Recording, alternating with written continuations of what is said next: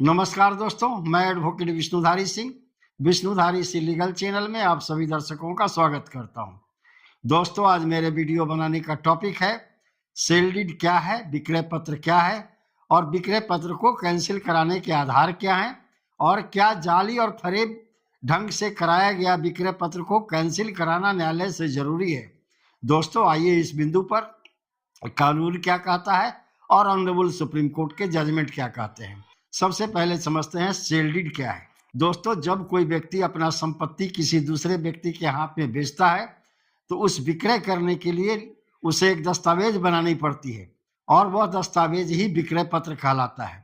दोस्तों, Indian registration act का section 17 कहता है कोई भी संपत्ति जो 100 रुपए से अधिक की हो उसे अगर बेचना हो किसी अन्य व्यक्ति के हाथ में और वह संपत्ति स्थावर हो, यानी जमीन हो या घर हो या जमीन से लगा हुआ पेड़ हो, इन सबों को बेचने के लिए एक डीड बनाना जरूरी है। और अगर उस संपत्ति की कीमत 100 रुपए से अधिक है तो उसे रजिस्टर्ड कराना जरूरी है। यानी दोस्तों, 100 रुपए से ऊपर की कोई भी स्थावर संपत्ति को अगर आप बेचना चाहते हैं उसे सब रजिस्ट्रार के ऑफिस से रजिस्टर्ड कराना जरूरी है। अब प्रश्न उठता है दोस्तों कि सेल डीड कैंसिल कौन करा सकता है। दोस्तों, सेल डीड कैंसिल वह व्यक्ति करा सकता है जिससे उस सेल डीड के निष्पादित होने से, सेल डीड के एग्जीक्यूट होने से उसके अधिकार का हनन हो। यानी कोई व्यक्ति के अधिकार का हनन जिस दस्तावेज से होता है उस दस्तावेज को कैंसिल कराने का अधिकार उसी व्यक्ति के पास होता है। दोस्तों, सेल डीड कैंसिल कब तक कराया जा सकता है? ऐसे तो इंडियन लिमिटेशन एक्ट के आर्टिकल 58 के अनुसार, 58 के अनुसार किसी भी सेल डीड को कैंसिल कराने की समय सीमा 3 साल है, या जब आपको जानकारी मिले। इंडियन लिमिटेशन एक्ट के ही सेक्शन 17 यानी 17 के अनुसार जब आपको जानकारी मिले उस समय से 3 साल के अंदर में आप न्यायालय में चुनौती देकर के सेल डीड को कैंसिल करा सकते हैं। अब प्रश्न उठता है दोस्तों कि सेल डीड को कानून के किस प्रावधान के अनुसार कैंसिल कराया जा सकता है।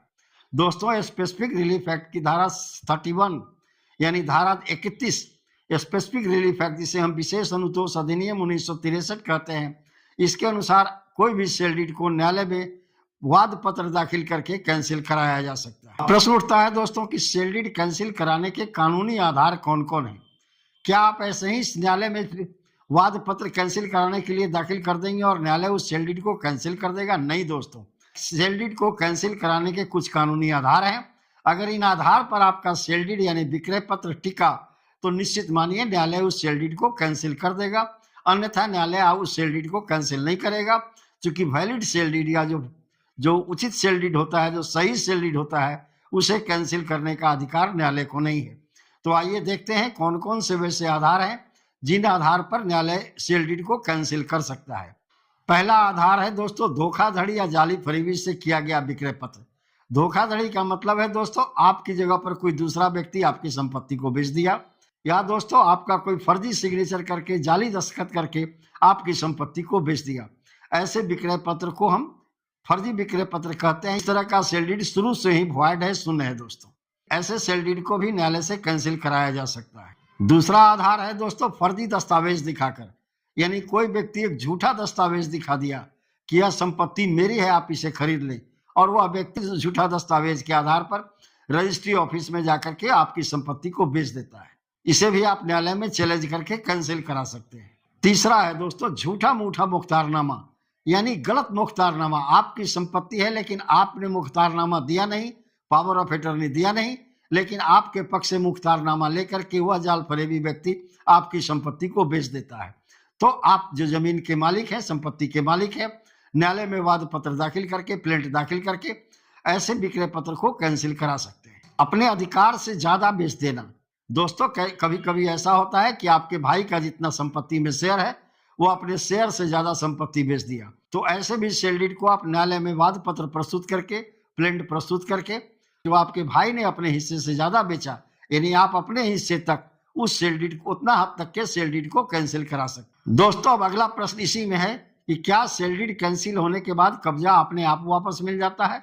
दोस्तों, जैसा कि आप जानते हैं, जब कोई व्यक्ति कोई जाल फरेबी से या फर्जी दस्तावेज के माध्यम से या बिना मालिकाना हक के कोई भी व्यक्ति रजिस्ट्री करा लेता है और दबंग है तो बलपूर्वक आपकी संपत्ति पर कब्जा कर लेता है, तो क्या न्यायालय में जब आप उसके दस्तावेज को, उसके सेल डीड को कैंसिल करा देते हैं तो उसका कब्जा पुनः वापस आपको मिल जाता है? नहीं दोस्तों, आपको कब्जा वापसी के लिए उसी वाद पत्र में आपको पोजीशन रिकवरी सूट भी लिखना होगा। उसमें 2 रिलीफ मांग करने होंगे कि सेल डीड को कैंसिल किया जाए या उसे सेट असाइड निरस्त घोषित किया जाए और हमारे संपत्ति का कब्जा हमें वापस दिलाया जाए, अन्यथा आपको कब्जा वापस नहीं मिलेगा। दोस्तों अब आइए दोस्तों देखते हैं कौन सा सेल डीड को न्यायालय किस आधार पर कैंसिल करता है। जरा सुप्रीम कोर्ट के कुछ जजमेंट को, एक लैंडमार्क जजमेंट है दोस्तों, प्रेम सिंह वर्सेस बिरबल 2006 का लैंडमार्क जजमेंट है दोस्तों। इसका साइटेशन नंबर है दोस्तों 24/12/2006।